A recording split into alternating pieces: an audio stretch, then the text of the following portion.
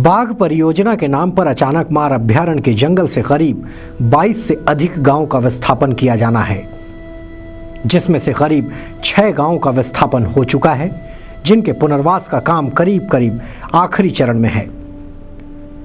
विस्थापन और पुनर्वास के छिपे सच की कड़वाहट क्या है, कैसे बैगा आदिवासी परिवारों को उनकी पीढ़ियों से गुजर बसर की जा रही जंगल की जमीन से विस्थापित कर कंक्रीट के जंगल में बसाया जा रहा है, ये सब कुछ हम आपको दिखा चुके हैं।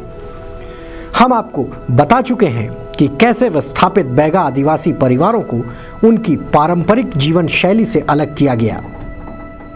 हमने आपको ये भी बताया कि किस तरह से जंगल की हसीन वादियों के बीच रहने वाले आदिवासियों को आधुनिक परिवेश में ढालने की कोशिश की जा रही है। हम आपको बताते हैं एक और कड़वा सच, जो कहीं ना कहीं वन अधिकारियों की चालाकी को कुछ समय के लिए छिपा गया, लेकिन दबी जुबां से ही सही उन आदिवासियों की जुबां पर वो बात आ ही गई। आदिवासियों ने बताया कि वन अधिकारियों ने गांव उजाड़ने के पहले उन्हें बताया था कि जंगल से बाहर जाओगे तो खेत, रुपए और बंगला मिलेगा। जी हाँ, जो पक्के घर बैगा आदिवासी परिवारों के लिए पुनर्वास स्थल पर बनाया जा रहा है, उसे वो बंगला कहते हैं। जरा सुनिए ये बैगा क्या कह रहा है। घर बना के देवो कहे और 10 लाख पैसा भी बोले रहे, तब वो लोग पूछे तो साहब मन नहीं मिलेगा, खेती मिलेगा, बंगला मिलेगा, ऐसे कहते हैं। तब चुपचाप पड़े हैं, खेती मिलेगा, बंगला मिलेगा, खेती मिलेगा, बंगला मिलेगा। इसकी बातें सुनकर आपको जरूर यकीन हो गया होगा कि वन अधिकारियों ने इन्हें वो बात नहीं बताई जो भारत सरकार के वन पर्यावरण मंत्रालय की राष्ट्रीय नीति 2007 के अंतर्गत 2 विकल्प पुनर्वास के लिए दिए गए थे। हाँ, ये जरूर है कि इन अशिक्षित बैगा आदिवासी परिवारों को बहला फुसलाकर वन महकमे ने अपने पक्ष में कर रखा है।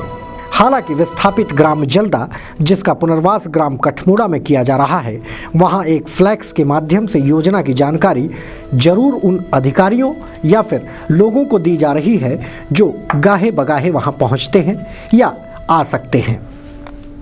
इस फ्लैक्स पर साफ तौर पर यह उल्लेखित है कि भारत सरकार वन और पर्यावरण मंत्रालय की राष्ट्रीय नीति 2007 के अंतर्गत जिन गांवों का पुनर्वास किया जा रहा है, उनके लिए 2 विकल्प रखे गए हैं, जिसमें सबसे पहले ये कि जिस परिवार का विस्थापन किया जा रहा है वो परिवार 10 लाख रुपए लेकर कहीं भी अपनी नई दुनिया बसा सकता है।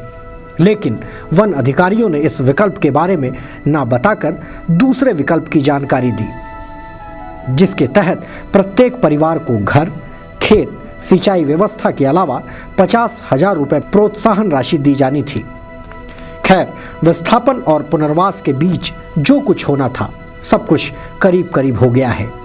हालांकि विस्थापन और पुनर्वास नीति का विधिवत पालन नहीं किया गया। अब बैगा आदिवासी नई जगह पर नए तरीके और नए अंदाज में जीवन की कला सीख रहे हैं। यहाँ पर हम शिक्षा से जुड़ी महत्वपूर्ण बात का जिक्र ना करें तो कुछ अधूरा सा लगेगा। ऐसा इसलिए क्योंकि अगर ये बैगा आदिवासी शिक्षित होते तो शायद यहाँ की तस्वीर कुछ और ही कहानी कहती। जी हाँ, अशिक्षित बैगा आदिवासी परिवार ने वो ही सच माना है जो वन महकमे ने आज तक कहा। अब तक जंगल, नदी, नाले, पहाड़ को अपनी पाठशाला समझते रहे बैगा परिवार अंधेरे से निकलकर रोशनी में आने का सपना संजो रहे हैं। आंखों में झांक कर देखें तो बहुत से दर्द दिखाई पड़ते हैं, लेकिन उन सब के बीच वो शिक्षा की अलख जगाना चाहते हैं। बैगा आदिवासी परिवार आने वाली पीढ़ी को शिक्षित करके समाज की मुख्यधारा से जोड़ना चाहते हैं, ताकि आने वाले समय में बैगा आदिवासी परिवार की पीढ़ियों से चली आ रही जीवन शैली में बदलाव हो सके। पहले बेवरा काटत रहे, बेवरा काट के जियात रहे, अगर बाद में बेवरा बंद हो गए तो खेती किसानी करेला शुरू कर डाले रहे धरेला, तो बहुत से छोड़ा दें तो कोनो वहाँ बाँस रही तो बाँस में कोई सूपा टूकना जौहा ऐसे बना के अपन गुजारा चलावत रहे और कुछ खेती भी करत रहे वहाँ।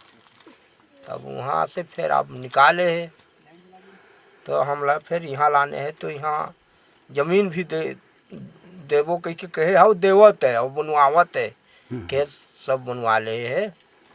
अगर नांगर वाहन सब यहाँ दे ला तैयार हुए। अब स्कूल के साधन भी करे के तैयार हुए। अब घर भी बनते है हमारे पर। हाँ, इतना बनते वहाँ कहाँ स्कूल जाए, बल्कि यहाँ लान के स्कूल भी दे दे हूँ। बच्चा मन 2 ठन हमारे बच्चा मन तो पढ़वाए ला नहीं सके, फिर नाती नतकुल मला दे दे हूँ स्कूल में। कोनो जकड़ बांधा में पढ़ाते हैं, कोनो गनियारी में ऐसे दे दे हूँ। अब हमार तो जिंदगी हर अब धीरे धीरे कमज़ोर होते आवत है। अब लड़का मन जैसे भी कमाए खाही आओ वही सोची कि अब लड़का मन ला कुछ सीख देता कि जैसे जैसे अपन अपन बाल बच्चा ला जैसे शिक्षक पढ़वाही तो कुछ होशियार होए तो कुछ आगे बढ़ी। बैगा आदिवासियों के आत्मविश्वास का किस्सा उनकी ही जुबानी सुनकर आपको जरूर थोड़ा सा आश्चर्य हो सकता है, लेकिन ये सच है। बैगा अपने बच्चों को शिक्षित करना चाहते हैं। वो चाहते हैं कि तन पर महज एक लंगोट की जगह उनके बच्चों के शरीर पर भी अच्छे कपड़े हों। बैगाओं की ये सोच और जंगल से निकलकर नई जगह पर रहने की उम्मीद के पीछे सरकारी अमला कितना मददगार साबित होता है, ये आने वाला वक्त ही बताएगा। खैर, आपने बाघ परियोजना और उसके चलते आदिवासियों के विस्थापन और पुनर्वास में छिपे झूठ सच को जान लिया, लेकिन जिन बाघों के लिए सारी कवायद की गई उसके सच बड़े रहस्यमय हैं।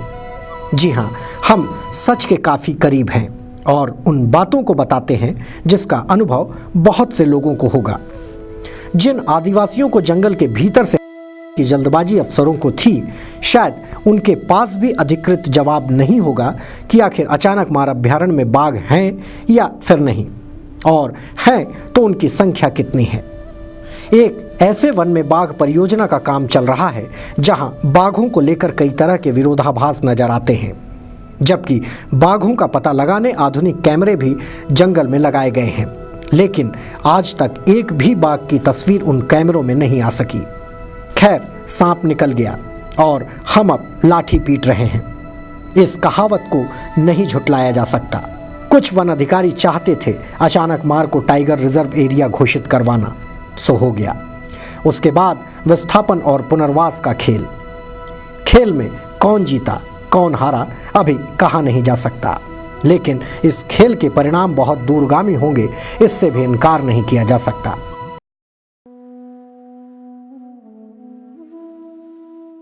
अभी तक के लिए कैमरा सहयोगी बबलू साहू के साथ सत्यप्रकाश पांडे।